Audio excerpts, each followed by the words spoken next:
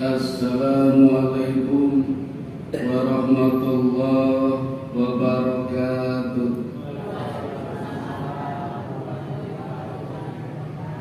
Sayyidatus Sa'adah Zummala'il A'izzah Ubailal Bidayah Hayya bina nahmaduhu wa nasta'inuhu subhanahu wa ta'ala hamdan bila ghayah wa madhan bila nihayah. Ashhadu an la ilaha illallah wahdahu la syarika lah wa ashhadu anna Muhammadan abduhu wa rasuluhu la nabiyya ba'dah. Syukur, alhamdulillah, Bapak Ibu, saudara-saudara, malam ini kita bisa bermuajahah seperti biasa dalam rangka mengadakan obrolan agama malam Ahad. Karena suasananya obrolan, maka monggo boleh disambi kalian mundur-mundur kali caharan ringan. Dan malam ini saya menggantikan guru saya, Kyai Haji Dr. Andes Wahid Lasiman. Jadi saya muridnya Bapak Ibu. Kesempatan ini akan saya gunakan untuk memenuhi permintaan panitia melanjutkan materi yang kemarin, yang terakhir. Sampai pundi Bapak Ibu? Masih tentang perjanjian Hudaybiyah atau kesepakatan Hudaybiyah, the agreement of Hudaybiyah. Sampai pundi? Bareng-barengan. Seingat saya sampai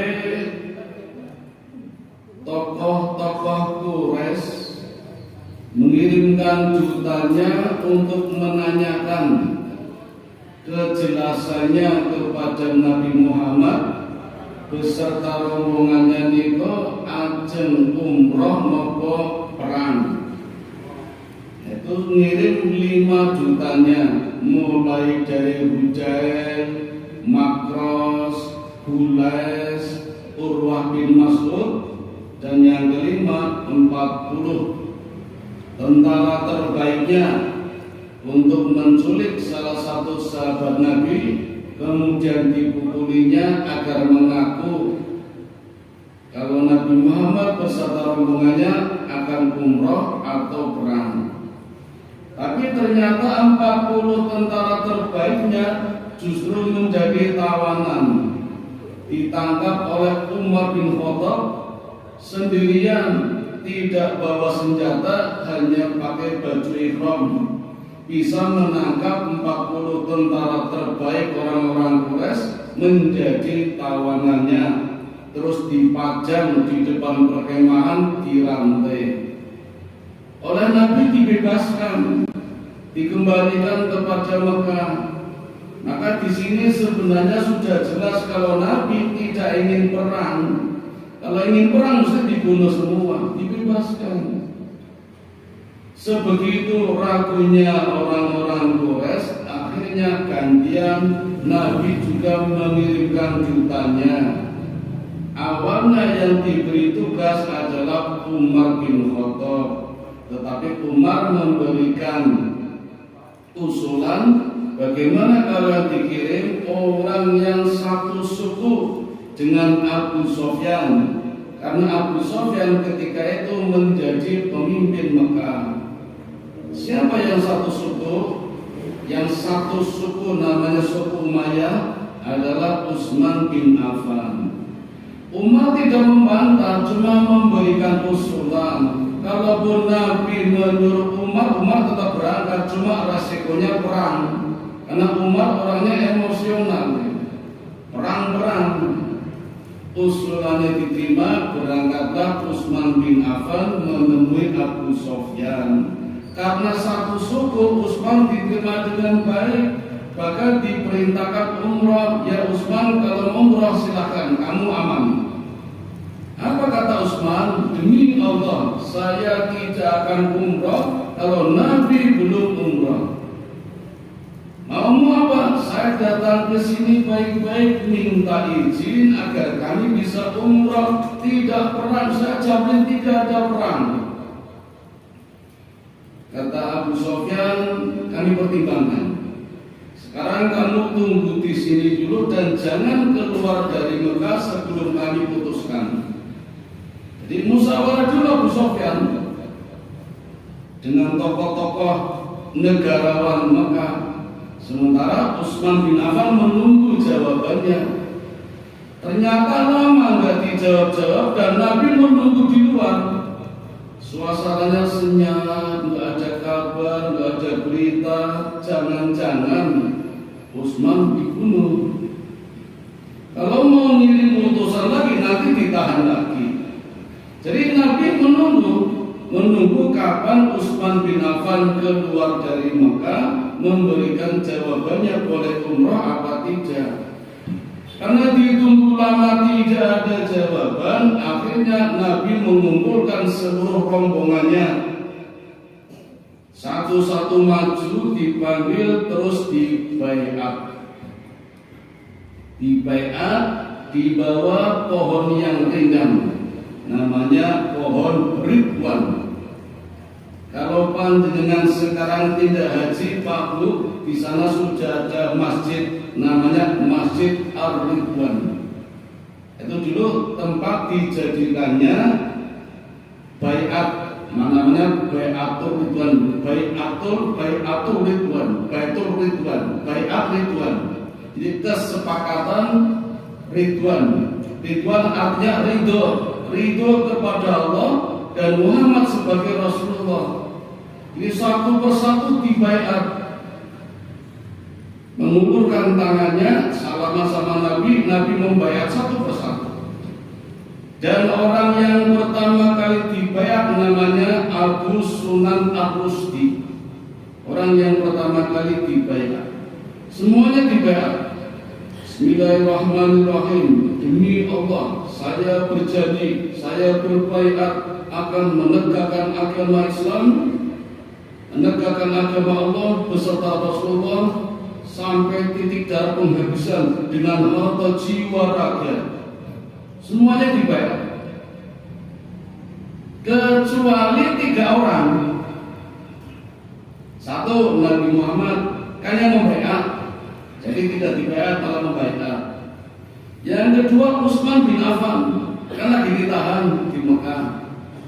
Dan yang ketiga, orang yang bersembunyi di balik onta merah. Kasih kalingan boten bagian pertama kemarin. Satu-satunya orang munafik yang ikut Nabi umrah. Asmane sinten Bu? Lupa nggih? Ja'ad bin Qais, itu orang munafik. Tidak ikut baiat, bersembunyi di balik onta merah. Jadi yang dibaiat berarti 1397 orang, satu-satu dibaiat. Selesai baiat, menyebar. Dan Nabi mendatangi satu persatu sahabat Nabi yang sedang menyebar, ada yang tidur di mana, ada yang tiduran di mana. Salah satunya yang pertama kali didatangi namanya Salamah bin Aqwa. Ini sahabat Nabi yang terkenal dengan kecepatan berlarinya ketika mana baiatmu? Kata Salamah, saya sudah baiat tadi. Kata Nabi, diulangi lagi. Dan ternyata semuanya diulangi semua. Dan itu memang kebiasaan Nabi selalu mengulang untuk memantapkan ragu apa tidak. Bahkan dalam riwayat lain, seluruh sahabat sejumlah 1397 orang itu mengangkat tangan kanannya, terus begini, kayak pas lomba itu loh Pak, tos apa, jos, wah gitu loh, semua begini. Kemudian Nabi meletakkan tangan kirinya di atasnya, terus baiat. Kalimatnya sama dengan tadi, demi Allah, dengan nama Allah, kami berbaiat, berjanji hidup atau mati menegakkan agama Islam dengan harta jiwa raga. Itu namanya baiat, sumpah. Maka setelah itu terjadi, sahabat mengatakan, demi Allah, tangan kanan kami semua dibandingkan dengan tangan kirinya Rasul lebih mulia tangan kirinya Rasul. Dengan kata lain, demi Allah, tangan kiri Rasul lebih mulia daripada tangan kanan kami semua. Ada yang menafsirkan tangan Allah, tangan Tuhan. Tentunya tidak bisa ditafsirkan seperti tangan kita. Ini kalau kita jujur, mestinya kalau kita berucap konsekuen dengan kalimat ini. Karena ada yang menafsirkan tangan Tuhan di atas tangan banyak. Tangan banyak lebih utama daripada tangan sedikit. Jadi mestinya kalau sholat idnya yang lebih banyak hari pertama, ya yang pertama. Yang kedua kan hanya 5 negara di dunia. Yang banyak yang hari pertama. Kalau konsekuen dengan ucapannya, tangan Tuhan di atas tangan orang banyak, tangan orang banyak di atas tangan orang sedikit. Kalau mau konsekuen. Kemudian di dalam riwayat lain, Nabi mengangkat tangan kirinya, kemudian dipegang oleh tangan kanannya. Dan Nabi mengatakan, ini baiatnya Utsman bin Affan. Utsman tidak ada lagi di tahun di Mekah. Yang membaiat Nabi sendiri. Ini baiatnya Utsman bin Affan. Maka semua sahabat mengatakan betapa mulianya Utsman bin Affan. Baiatnya saja diwakili oleh Nabi. Nah Bapak Ibu, kenapa Nabi perlu membaiat seluruh sahabat? Di samping Nabi khawatir kalau nanti Utsman dibunuh, ini semua yang dibaiat siap perang, siap menembus Mekah, dan Allah menjanjikan pasti menang, nggak mungkin kalah. Allah yang menjanjikan.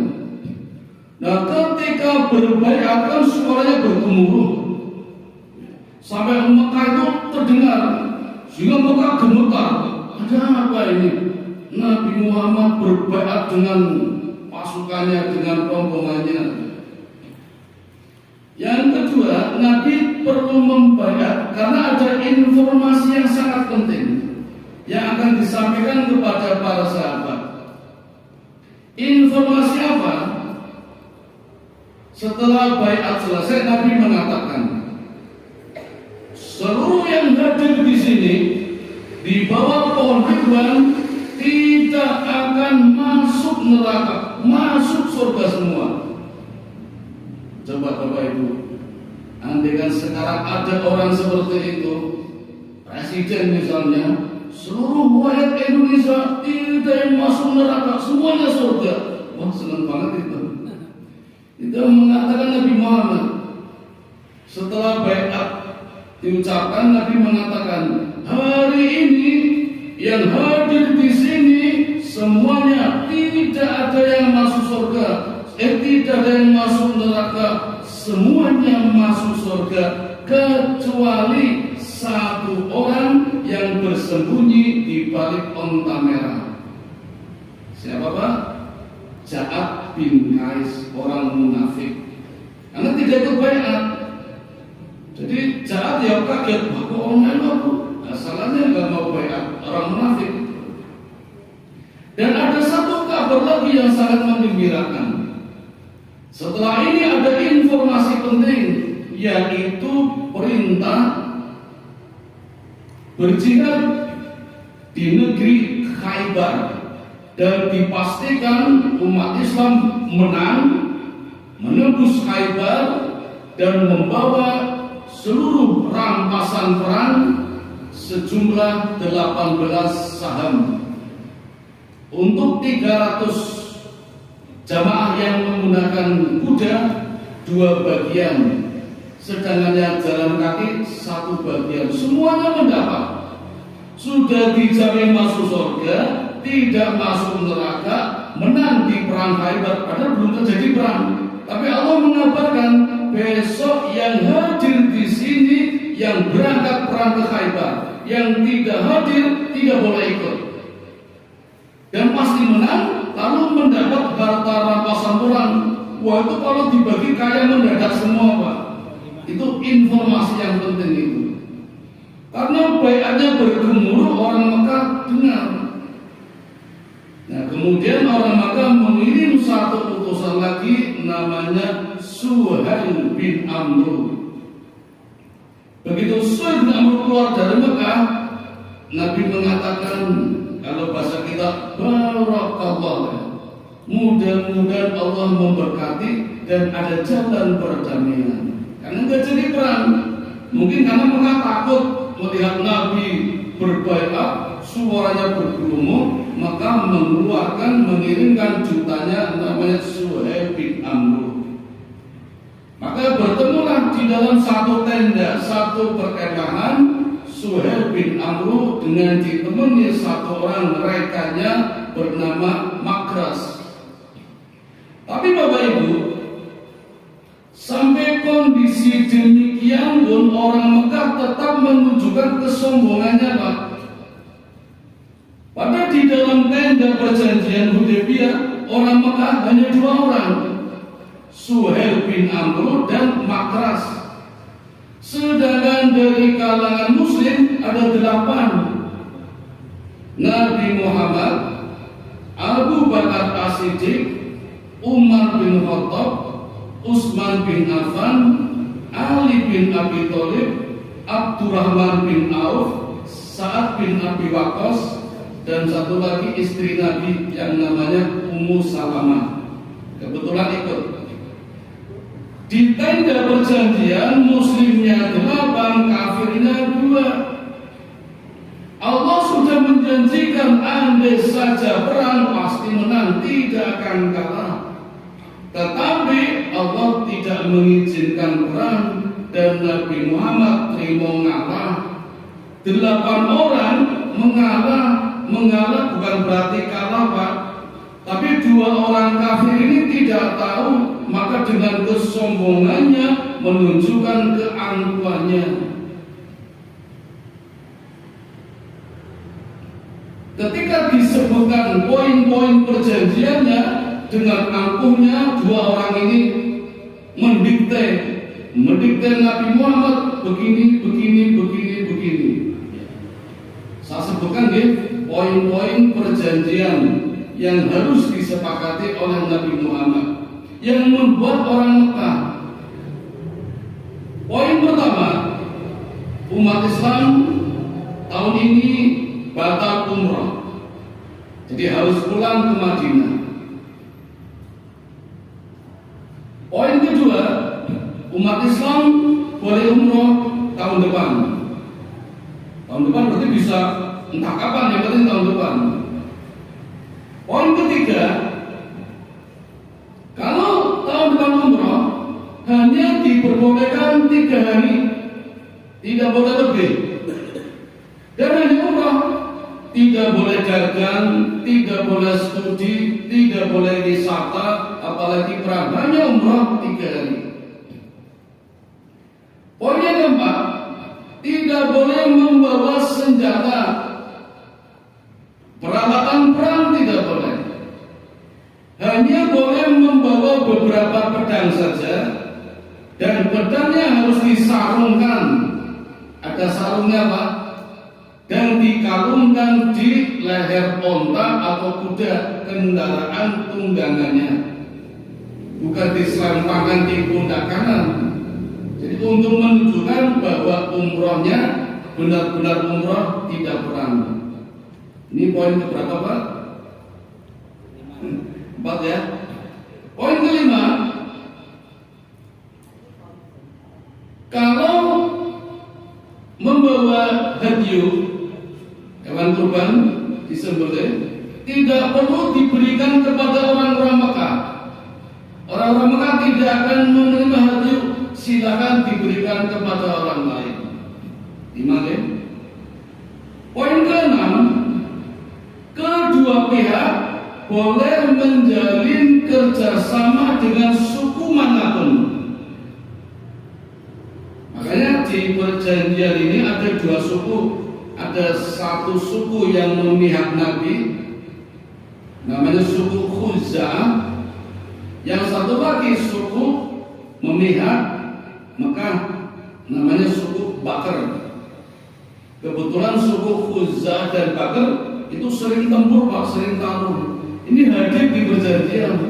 Yang Khuza'ah bersekutu dengan Nabi, yang Bakr bersekutu dengan Mekah. Nah, kedua pihak boleh bersekutu dengan negara manapun, dengan suku manapun boleh. Dan sebaliknya, poin 7-nya dan sebaliknya. Nah, sekarang poin ke-8 ini poin yang paling penting Pak. Poin yang ke-8, kalau ada orang Mekah masuk ke Madinah tanpa izin walinya, maka orang Madinah harus mengembalikan ke Mekah. Poin 9 ini juga penting. Kalau ada orang Madinah masuk ke Mekah, maka orang Mekah tidak wajib mengembalikan ke Madinah. Boleh toh? Saya ulangi ini, yang nomor 8. Kalau ada orang Mekah masuk Madinah, maksudnya masuk Islam, tanpa izin walinya yang di Mekah, maka orang Madinah harus mengembalikan ke Mekah. Sebaliknya kalau ada orang Madinah ke Mekah, berarti murtad, maka orang Mekah tidak wajib mengembalikan ke Madinah. Boleh toh? Nah, ini poin yang ke-9. Dan poin yang terakhir, poin yang bagus ini Pak. Perjanjian gencatan senjata berlaku selama 10 tahun. Jadi ada 10 poin ya. Nah, Bapak Ibu, kita mencoba memahami hadir ketika perjanjian. Bayangkan saja kalau kita hadir seperti apa. Ulama sejarah menafsirkan ketika membacakan perjanjian-perjanjian ini, suasananya Pak, Nabi begitu cepat menjawab, ya setuju, ya setuju, ya setuju. Ada apa ini? Orang kafir tidak tahu. Tahunya poin 1 menang, poin 2 menang, poin 3 menang. Karena Nabi ya setuju, ya setuju, ya setuju. Nabi mengalah itu tanpa dipikir. Kalau yang perjanjian kita kan mesti mikir, saya pikir 1, 2. Nabi enggak, ya setuju, ya setuju, cepat banget. Ternyata Nabi mengincar poin-poin yang belakang. Poin 8, poin 9, 10. Jadi poin 1 sampai 7 biar lancar, ya setuju. Jadi membuat orang kafir lalai, orang mikir dan melaju dengan cepat 1, 2, 3 sampai 10. Nabi mengincar 3 poin yang terakhir. Nomor 1, 7 orang dipikir. Nah, itulah gambaran betapa sombongnya orang Mekah yang merasa menang di dalam perjanjian itu. Allah juga mengatakan Pak di dalam surat Al-Fat, bukan kemenangan orang Mekah. Orang Mekah menyangka menang dalam perjanjian, bukan, kata Allah bukan. Mereka saja tidak tahu karena mereka tahunya sombong. Tapi Allah lah yang menetapkan hati Nabi Muhammad beserta para sahabat tetap tenang menghadapi perjanjian seperti itu. Mari kita lanjutkan Bapak Ibu. Ini tadi baru disebutkan ya, belum ditulis. Maka Nabi menyuruh kepada Ali bin Abi Thalib, ya Ali, tulis perjanjiannya. Bismillahirrahmanirrahim, ditulis oleh Ali. Bismillahirrahmanirrahim. Begitu selesai, Suhail bin Amr, utusan orang Mekah, tidak setuju. Saya tidak setuju. Ada apa? Kata Suhail, saya tidak kenal siapa Ar-Rahman itu. Itu dukun dari mana itu? Dengan kesombongannya mengatakan kalau Ar-Rahman itu dukunnya Nabi Muhammad. Saya tidak setuju dengan Bismillahirrahmanirrahim. Ini ada di dalam surat Al-Furqan, surat ke-25 ayat 60. Kalau orang Mekah tidak tahu Ar-Rahman itu siapa. Padahal Ar-Rahman adalah yang Maha Pengasih. Kata Nabi, ya Ali, hapus. Ali bilang, demi Allah ya Rasul, saya tidak berani menghapus tulisan Ar-Rahman. Ini Ali, Bu, orang yang akidahnya tinggi, tulisan Ar-Rahman saja tidak berani menghapus. Kata Nabi, mana tulisannya Ali? Tunjukkan, ini saya hapus. Dihapus oleh Nabi. Kan di atas kulit onta dihapus, dibakar itu dihapus. Lalu diganti apa? Kata Suhail, ganti saja dengan kalimat Bismillahi Allahumma, dengan namamu ya Allah, ya Allah. Kata Nabi dalam hati, doa Allah dong, Suhail nggak dong, jadi apa dong? Bismillahi Allahumma, dengan nama Allah, ya Allah. Apa dong Nabi? Orang dong ini sombong itu loh. Terus Nabi perintahkan lagi, ya Ali tulis.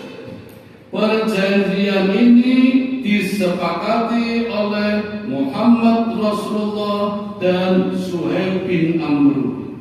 Tulis sama Ali. Suhail protes, tidak setuju. Kenapa? Sampai hari ini saya tidak mengakui Muhammad sebagai Rasulullah. Jadi nggak mau Pak pakai Muhammad Rasulullah, nggak mau. Kata Nabi, ya Ali dihapus. Kata Ali, demi Allah, saya tidak berani menghapus Rasulullah. Orang yang akidahnya kuat, Pak, pada cuma tulisan loh. Rasulullah suruh menghapus, yang nyuruh Nabi, Ali nggak mau Pak. Demi Allah, saya tidak mampu menghapus kalimat Rasulullah. Itu Ali. Bagaimana dengan kita sekarang? Orang-orang Swedia sampai hari ini masih ramai-ramai membakar Quran, membakar tulisan Allah, membakar tulisan Muhammad Rasulullah dengan kesombongannya. Sana ya sama anak saya yang kebetulan di Swedia. Kenapa dibakar? Alasannya di sana Pak, Quran ini podo karo buku dan dimaklumi, jadi dibolehkan membakar Quran. Nah, terus saya bilang, berarti saya boleh membakar Injil, kan bodoh kita. Tapi di sana nggak sini jadi masalah nanti. Harus bakar dan dono. Oke, kembali ke masalah ini. Ali tidak berani menghapus. Nabi demi cintanya pada perdamaian akhirnya menghapus atas izin Allah. Mana ada tulisannya? Ini ya Rasul, dihapus oleh Nabi demi cinta perdamaian. Jadi Bapak Ibu, kalau ada orang mengatakan Islam kejam, Islam teroris, Islam suka berperang, nggak ada alasan. Contohnya Nabi Muhammad cinta pada perdamaian. Padahal Allah mengatakan, andai saja berperang, menang Pak, pasti menang. Allah berjanji, di dalam surat Al-Fatih sudah disebutkan. Tapi Allah nggak mengizinkan perang, Allah mengizinkan Muhammad mengalah saja demi perdamaian. Seorang umat Islam. Allah mengizinkan untuk menghapus nama Rasulullah. Terus diganti, perjanjian ini disepakati oleh Muhammad bin Abdullah dan Suhail bin Amr. Ganti. Ngalah Nabi Muhammad. Nah, kemudian mulai ditulis 1-10 poin. Begitu akan ditulis, tiba-tiba ada keributan di luar kemah di luar tenda. Yang di dalam tenda kan ada 10 orang, 2 orang kafir, 8 muslim. Ketika hendak ditulis di luar tenda terjadi keributan. Ada anak laki-laki namanya Abu Jandal. Sinten Pak? Jandal. Ada L-nya. Nah, Abu Jandal kan ini Abu Jandal, nggak pakai jepit. Abu Jandal ternyata anaknya Suhail bin Amr, tokoh kafir yang membuat perjanjian. Abu Jandal datang. Jadi ternyata Pak, ketika Suhail bin Amr berangkat, itu Abu Jandal ditahan di rumah, diikat, dibelenggu di rantai tangannya oleh Suhail bin Amr. Tujuannya biar tidak ikut, karena ternyata Abu Jandal muslim, anaknya sudah Islam, bapaknya masih kafir. Anaknya tidak boleh ikut, ditahan di rumah, dibelenggu pakai rantai, lepas, ucul, nyusul, mendengar kalau Nabi datang hendak umroh, lalu ingin ikut Nabi. Di luar tenda berteriak-teriak, "Ya Rasulullah, saya sudah Islam, bawa aku ke Madinah ya Rasulullah." Karena berteriak-teriak, ditangkap oleh rombongannya Suhail bin Amr, diseret-seret oleh bapaknya sendiri, dimasukkan ke dalam rombongannya. Karena diseret-seret tambah keras teriakannya. Bahkan teriakannya begini Pak, "Ya Rasulullah, kenapa engkau tega membiarkanku? Tidak ada yang menolongku. Kalau caranya begini saya bisa kafir lagi nih." Kan udah masuk Islam Pak. Karena nggak ada yang menolong, ini saya bisa kafir lagi nih kalau ada yang menolong. Bawa aku ya Rasulullah agar aku bisa ikut hijrah ke Madinah. Nabi nggak bisa berbuat Pak. Kenapa? Nabi mau menolong. Suhail bin Amr mengatakan, "Ya Muhammad, ingat perjanjian." Kata Umar, perjanjian belum ditulis, baru dibacakan. Sing benar putih Bu.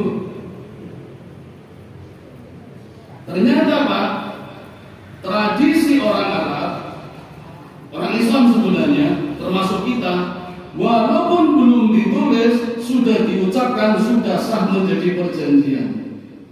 Maka ketika Nabi Muhammad hendak menolong Abu Jandal, Nabi Muhammad tidak bisa menolong. Suhail mengatakan, "Ya Muhammad, ingat kesepakatannya." Iya, yang bisa menolong. Walaupun Umar mengatakan perjanjian belum ditulis, baru dibacakan. Kan baru nulis Bismillahirrahmanirrahim Allahumma sama itu, pokoknya belum ditulis. Kata Umar, perjanjian belum ditulis. Tapi kata Suhail, sudah menjadi kesepakatan. Maka Nabi tidak bisa menolong, walaupun ada orang Islam disyarat-syarat oleh orang kafir. Lalu Umar mengatakan, darahnya orang kafir halal untuk dibunuh. Umar bilang seperti itu sambil mengacungkan pedang kepada Abu Jandal. Maksudnya Umar, Abu Jandal supaya megang pedangnya. Jadi gini, Umar, Abu Jandal pegang pedangnya, tusuk bapakmu yang kafir. Karena boleh halal. Darahnya orang kafir najis, bahkan lebih najis daripada anjing, boleh dibunuh. Tapi yang bunuh Abu Jandal, anaknya harusnya.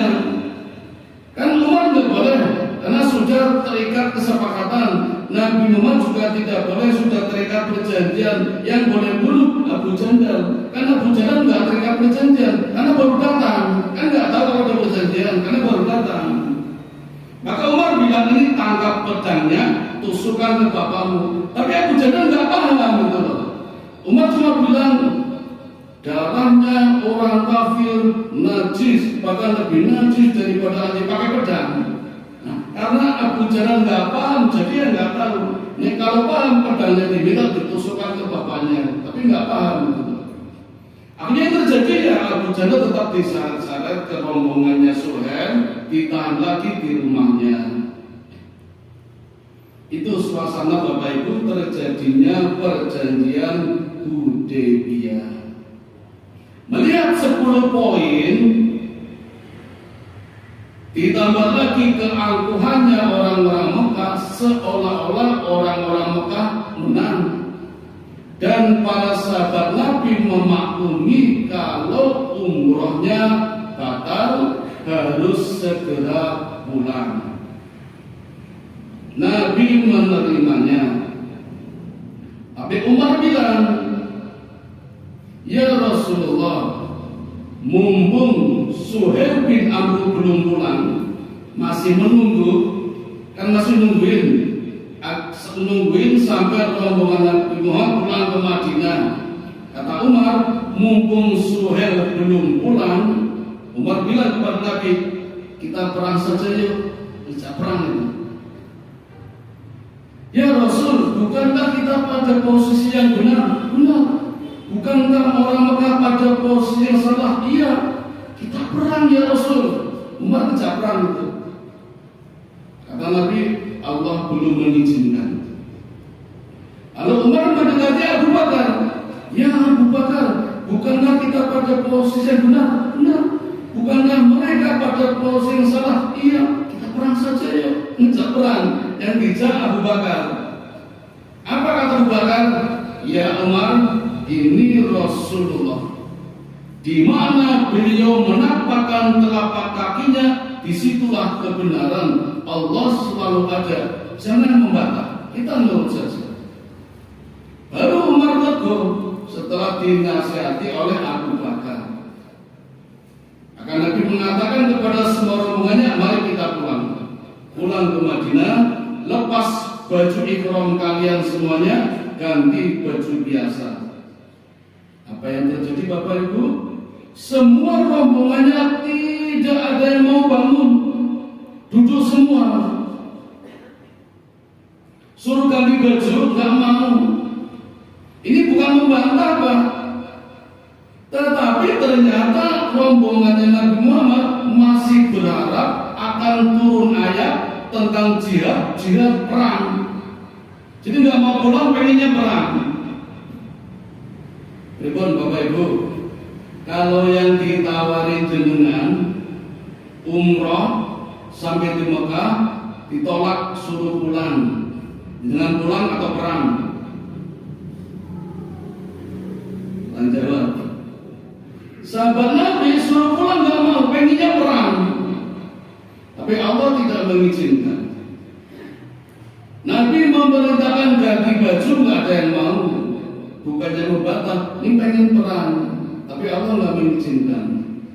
Sampai Nabi wajahnya merah, kemudian masuk tenda dan bertemu dengan istrinya Ummu Salamah, mengatakan, ya Rasulullah, boleh aku berikan saran? Silakan. Lalu Ummu Salamah memberikan saran, tidakkah engkau dulu ya Rasulullah yang melepas baju, ganti baju biasa? Oh, sarannya bagus. Maka Rasul keluar dari tenda, Rasul ganti baju di hadapan para sahabat. Sahabat melihat semua, maka sahabat sudah tidak ada harapan lagi buat jihad. Umrah batal, lepas semua pakaian ihram, ganti baju biasa. Nabi panggil tukang cukur, lalu dipotong rambutnya. Melihat Nabi memotong rambutnya, semuanya berlomba-lomba memotong rambut sampai ada yang berdarah-darah. Nah, ahli tafsir menjelaskan mereka memotong rambut sampai berdarah-darah karena satu, mungkin ada yang kesal karena umrohnya batal, karena kecewa. Yang kedua, takut kalau nanti azab turun. Itulah para sahabat Bapak Ibu, kalau tidak taat pada Nabi, takutnya bukan main kalau azab turun. Bagaimana dengan kita yang mungkin ketaatannya jauh dengan para sahabat, tapi kayaknya tidak takut dengan azab turun? Bahkan azab sudah turun, kadang kita nggak terasa kalau itu azab etel aja itu. Padahal azab turun. Itu ketaatan para sahabat, berlomba-lomba mencukur rambut sampai ada yang berdarah-darah. Jadi ini pelajaran buat kita. Kalau kita batal umroh, batal haji, ganti ihram, ada yang menyembelih hadyu, ada yang potong rambut, dan disunahkan gundul. Jadi bagi yang selesai haji umroh tidak perlu malu kalau potong gundul, harus bangga karena ada sunnahnya.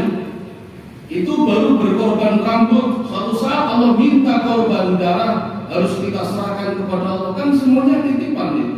Rambut saja kenapa cuma dipotong separuh, cuma diambil 3. Gundul itu sunnah. Dan kalau gundul kan malah mudah tau Pak. Yang Pak Fadil malah gampang nih gundul itu daripada CD-CD itu. Tapi yang ibu-ibu